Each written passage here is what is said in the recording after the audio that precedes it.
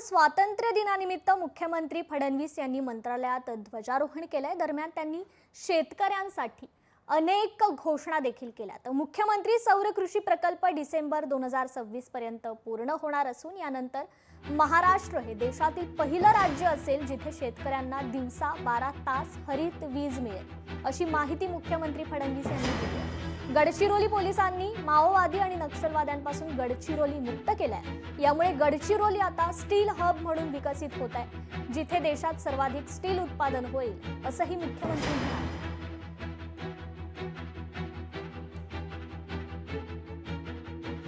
शेतकऱ्यांकरता मोफत वीज देण्याचा निर्णय आपण घेतला आणि 5 वर्ष शेतकऱ्यांना आपण मोफत वीज देतो आहोत।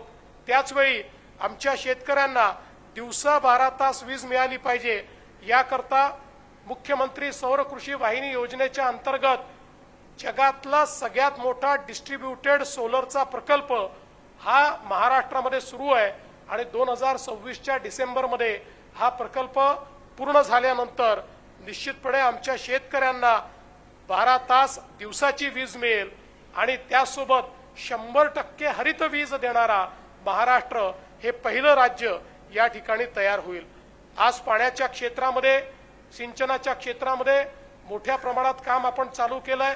विशेषतः नदी जोड प्रकल्पाच्या माध्यमातून